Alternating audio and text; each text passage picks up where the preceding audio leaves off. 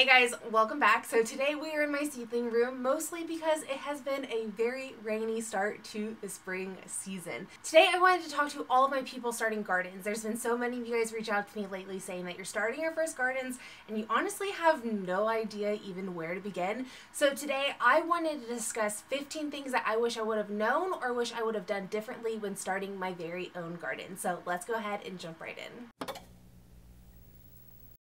Alright guys, so to dive into this list, number one might seem a little obvious, but hear me out. Start small. Overwhelm can happen even in the smallest gardens. If you've never truly done any type of gardening before, definitely start small. There's so many things you learn as you go. You could possibly never learn everything, especially in your first year gardening or even your second year or your third year for that matter. I'm still learning and I'm in year 5. I still don't feel like I have the biggest grasp on everything because every year is so different. And you learn so much every single year. If I would have had the size garden I currently have now in year 1, there would have been no way I would have even had probably year 2. So start small and you'll thank yourself later. Number 2 on this list is learn your frost dates. Your growing zone does not matter for this. If you are doing an annual garden, so like your tomatoes, your peppers, everything you see around me, even a lot of flowers, you are going to be wanting to go off of your average and first frost dates. And don't even worry about your growing zone. Your growing zone is more important for perennials. You and me could be in the exact same growing zone but have completely different frost dates. So keep that in mind. Honestly, a quick Google search will tell you, just type in your city and then average last or average first and that should tell you. My next point kind of plays off of point number 2.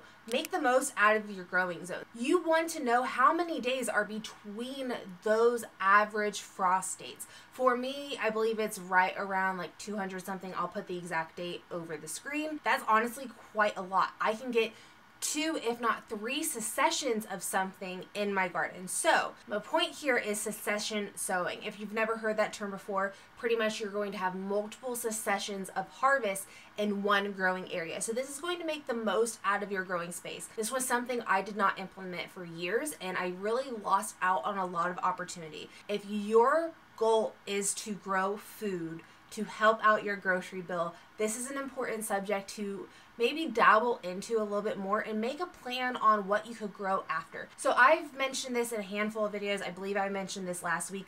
I love to succession with beans because beans are like a 50 to 60 window before maturity. I can freeze a lot of those and they'll add nitrogen back into the soil after a lot of crops take nitrogen out of the soil. So I have about 300 to 400 heads of garlic and onions outside. I will be planting those both with beans come like mid to end of June, July, depending on when everything's ready. And I will honestly be able to plant those a third time come fall as well. There's a lot you can do with succession sowing. I don't want to dive too deep into it here, but knowing your frost dates and then knowing how many days you have between that is very important to know when it comes to everything succession sowing. Number 4 is a pretty important one, and it is watch your sunlight. Know how the sun hits your yard. This will change a decent amount come summer as the sun shifts through the sky, but where your sun is hitting most now will be where your sun hits most come summer. For me, the one thing that comes kind of tricky in this is I have a tree that is to the south. Once the dead of summer kind of passes and that sun starts to shift even more, that tree really shades out certain areas. So I got to make sure that whatever's planted in my in-ground space over there is mature by the time that happens, but it does shade out quite a bit. So if you have any trees, know that they will play a role, but you want to just look for 8 hours of sunlight. If there's 8 hours of direct sunlight now, there's going to be 8 hours come summer, and that's a good indicator of a good area to plant your garden.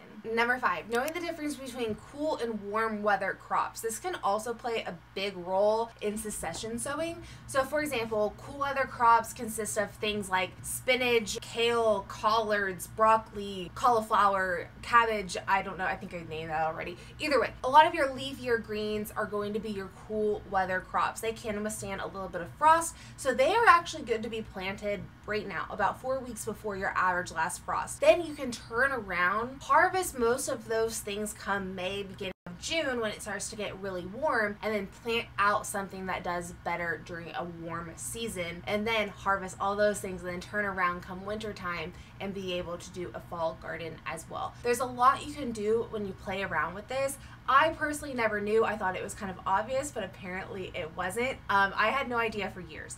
I was planting lettuce in July thinking it was going to be good, and it tasted awful. A lot of your leafy greens and things that like to be cool will get kind of bitter when it gets warm.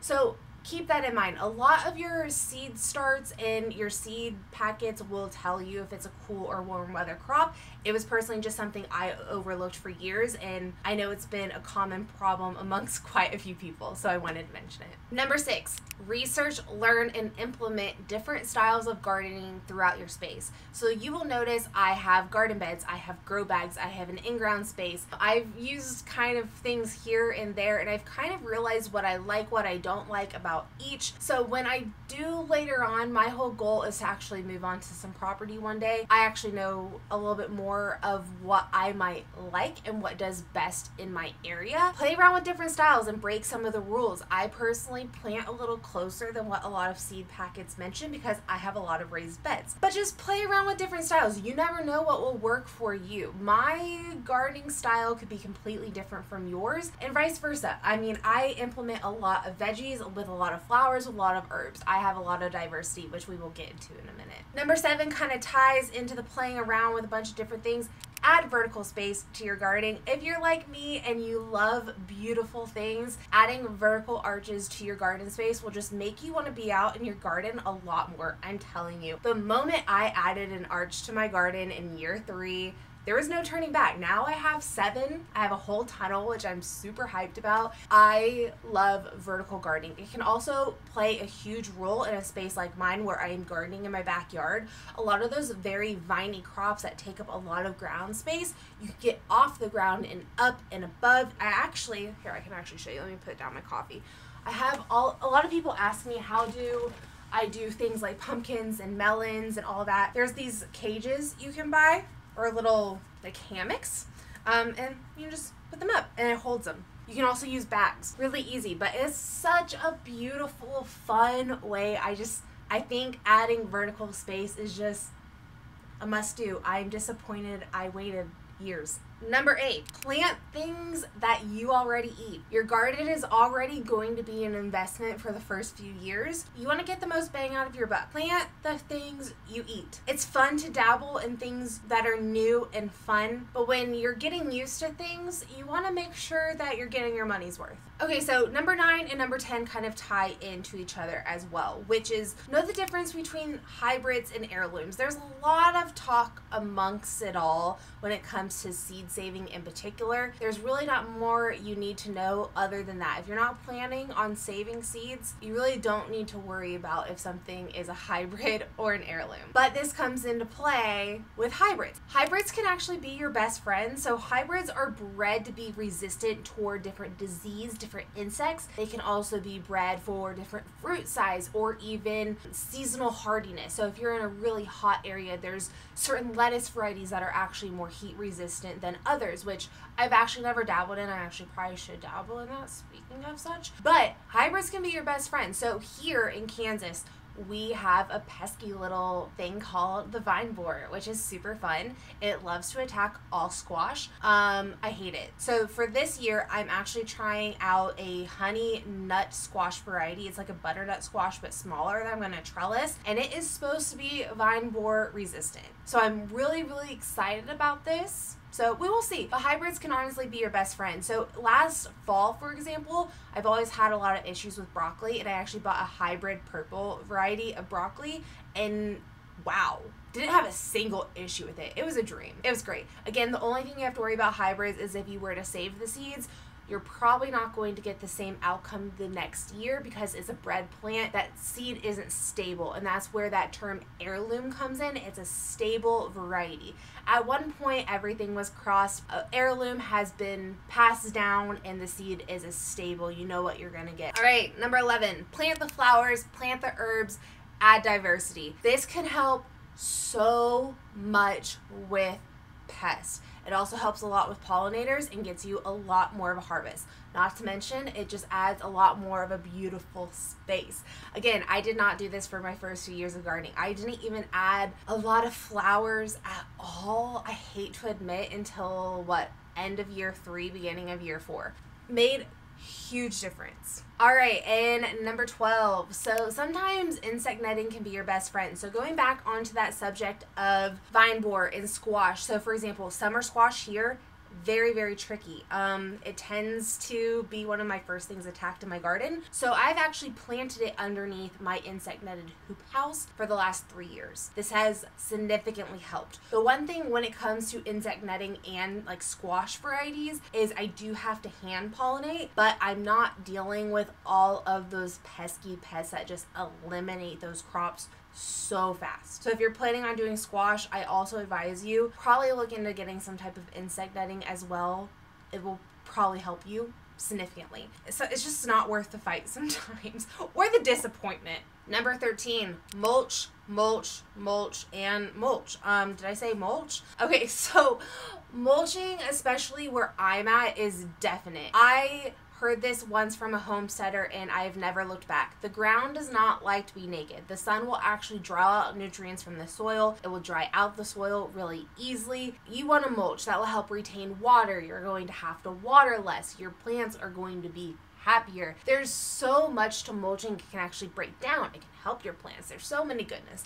If you don't want to spend money on mulch, so I personally love using Easy Straw. I think it's like $13-ish at Lowe's a bag. I used grass clippings for years. Grass clippings is cheap. You can throw it on your garden beds. The only problem with grass clippings is I always had to reapply it like every other week because it does decompose quite fast. Definitely mulch. Do not overlook mulching.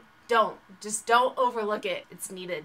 Number 14, consider potentially starting a compost pile when you start your garden. You're going to have a lot of garden stuff that comes out of your garden. And a lot of that you don't have to bag up. A lot of it you can decompose. Even just spent things that come out of your garden, it's just easy. Composting just kind of goes side by side. I wasted a lot of years not composting. Consider it if you're starting a garden this year. Last but not least, expect to fail. Expect to have dead plants. Expect things to go wrong. My very first year gardening, I legit started everything from seed. I had like, what, 20, 30 plants I started from seed. I planted them all out. The next day, everything got destroyed by a hailstorm. And I had to completely start all over in June. I still got harvest that year, which was completely fine. Just know disappointment does happen in gardening, especially when you're learning. Gardening is forever learning. Every year is different, like I said before, and you never know what a year will bring. Honestly, I live in tornado country. I live where hailstorms are prominent. I could plant out all hundreds of these plants, guys, and something could honestly just take it out. You never know what the weather might bring. You never know what pests might bring. Just know disappointment is a part of gardening, it is a part of learning, and it will happen. So on that note, I hope this video encouraged you to get out and start your garden this year. If you have any questions, please leave them in the comments below. I will address everyone I possibly can. Thanks for watching today, guys. I'll see you all next week. Bye!